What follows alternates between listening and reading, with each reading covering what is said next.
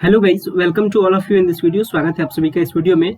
और हालांकि आप जानते हैं कि पाटलिपुत्र यूनिवर्सिटी का जो एकेडमिक कैलेंडर है वो सबसे अनियंत्रित है और इसके रिगार्डिंग पेपर में भी इन्फॉर्मेशन आया था। देखिए, पेपर का इन्फॉर्मेशन मैं आपको दिखाता हूँ, जिसमें बताया गया था कि पाटलिपुत्र विश्वविद्यालय का जो एकेडमिक कैलेंडर है वो सबसे अनियंत्रित है और इसी को नियंत्रण में करने के लिए पाटलिपुत्र यूनिवर्सिटी हाल ही में सोमवार को, अभी आज मंगलवार है, कल सोमवार को एक बैठक की थी। बैठक में कई सारे डिसीजंस हुए और इस डिसीजन में सबसे ज्यादा इफेक्ट इस सेशन वाले स्टूडेंट्स को होगा, क्योंकि कुछ जो सेशन का जो एग्जामिनेशंस का जो पूरा प्रोसेस था उसमें चेंजिंग किया। तो चेंजिंग क्या कुछ चेंजिंग हुआ, आज के वीडियो में यही सारा इन्फॉर्मेशन जानेंगे कि ये क्या कुछ चेंजिंग किया गया है पूरे एग्जामिनेशन के प्रोसेस में, जिससे कि ये एकेडमिक कैलेंडर को जो अनियंत्रित है उसको नियंत्रित किया जाए और विश्वविद्यालय में जो भी सेशन विलंब है उस विलंब सेशन को पटरी पे लाया जाए।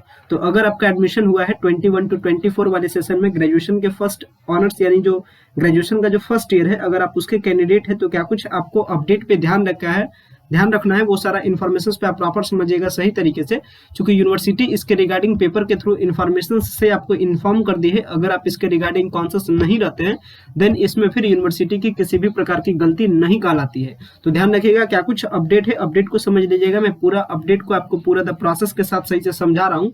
पूरी जो प्रोसेस है, पूरा जो स्टेप्स है या जो पूरा जो एग्जामिनेशन का शेड्यूल रहेगा, शेड्यूल को समझ लीजिएगा।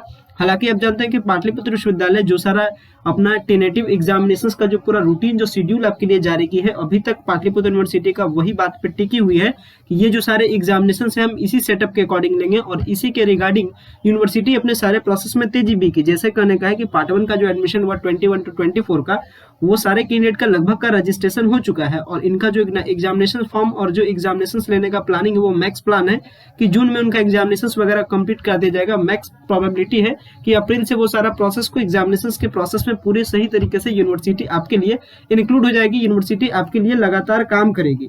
लेकिन इसके रिगार्डिंग ये जो सारा इंपॉर्टेंट पॉइंट है, बट इस इंपॉर्टेंट पॉइंट में रिजल्ट को तेजी करने के लिए पहले कुछ स्टेप्स अपनाई थी यूनिवर्सिटी, वो सारे कुछ स्टेप्स में चेंजिंग की। तो क्या कुछ चेंजिंग हुआ रिजल्ट के प्रोसेस में, सही से समझ लीजिएगा। इसके रिगार्डिंग पेपर का इन्फॉर्मेशन है, देखिए पेपर का इन्फॉर्मेशन मैं आपके लिए अपीयर कर दिया हूँ।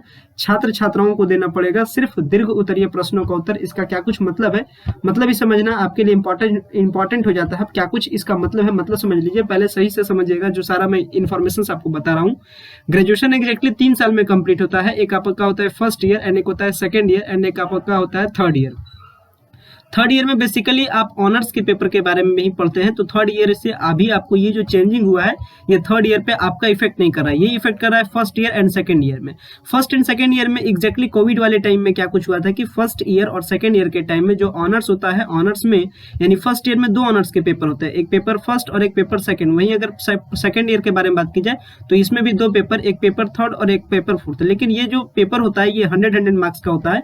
तो कह सकते हैं जो ऑनर्स होता है वो हमारा 200 मार्क्स का होता है और 100 मार्क्स का जो हमारा होता है वो होता है कंपलसरी पेपर, जिसमें हिंदी या इंग्लिश या फिर हिंदी इंग्लिश दोनों एक साथ ले सकते हैं 50-50 के कॉम्बिनेशन के साथ। तो ये जो चेंजिंग हुआ है ये इसमें चेंजिंग नहीं हुआ है, ये ना तो 200 मार्क्स में चेंजिंग हुआ है ना इस 100 मार्क्स में चेंजिंग हुआ है। मतलब कहने का कि 300 मार्क्स का जो ये एग्जाम है इसमें किसी भी प्रकार का चेंजिंग नहीं हुआ है। इसमें तो पहले भी आता था दीर्घ उत्तरीय प्रश्न, जो सारा एक क्वेश्चंस का पैटर्न होता था वो क्वेश्चन का पैटर्न सेम रहता था। लेकिन कोविड के पीरियड में क्या था कि जो आपका सब्सिडरी का पेपर होता है, 100 का जो 2 सब्सिडरी का पेपर होता था उसमें पहले मात्र एमसीक्यू क्वेश्चंस रखा गया था, जिससे कि पेपर वगैरह चेक करने में आसानी हो और स्टूडेंट को भी विकल्प रहे, बहुत सारा ऑप्शंस रहे, ताकि वो बेस्ट कर सके और अपना बेस्ट दे सके, जिससे कि उनका रिजल्ट भी बेस्ट आए।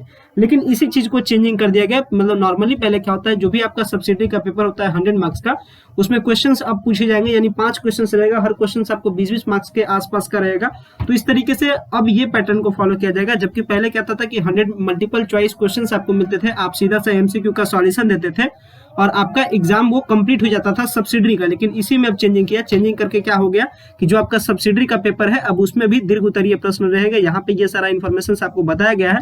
ये कोविड के पीरियड में बहुविकल्पीय किया गया था, जिससे कि क्या हो कि छात्र छात्राओं की कॉपियों को जल्दी से मूल्यांकन किया जाए और उनका रिजल्ट टाइम के साथ बहुत जल्दी से दिया जा सके। और इसी की रिगार्डिंग पूरा डिस्कशन कल था, और कल आयोजित डिस्कशन में प्राचार्य, कई सारे कॉलेज के प्राचार्य थे और साथ में डीन थे, साथ में आपको वीसी सर थे। तो ये सारा इन्फॉर्मेशन पे इन्होंने डिसाइड किया और ये बता रहे हैं बार बार कि जो आपका एकेडमिक कैलेंडर जारी हुआ है वो उसको निर्धारित समय पर कंप्लीट कराने के लिए लगातार प्रयत्न करेंगे और लगातार कोशिश करेंगे कि जो सारा सेशन लेट है, जो सारा सेशन डिले है, उसको पटरी पर लाया जा सके। सो गाइस, जिनका भी फर्स्ट ईयर में एडमिशन हुआ है, इस बात पे प्रॉपर ध्यान रखिएगा कि अब आपको एमसीक्यू जैसे क्वेश्चंस का फैसिलिटी आपको नहीं मिलेगा। आपको अपना जो लॉन्ग आंसर होता है, लॉन्ग क्वेश्चंस टाइप आंसर होता है, इसी का आपको प्रैक्टिस करना है ताकि आप एग्जाम में बेस्ट कर सके। ऐसा ना कि आप बहुविकल्पीय के चक्कर में आप उस चीज का प्रिपरेशन सही तरीके से नहीं कर सके। सो गाइस, वीडियो को इन करते हैं। वीडियो देखने के लिए बेहद ही धन्यवाद। आशा करते हैं जो सारा इंपॉर्टेंट अपडेट था वो अपडेट समझ गए होंगे, साथ में ये भी समझ गए होंगे कि पार्ट 1 और पार्ट 2 का जो एग्जाम इस बार होगा सब्सिडरी का, वो किस तरीके से कंप्लीट होगा।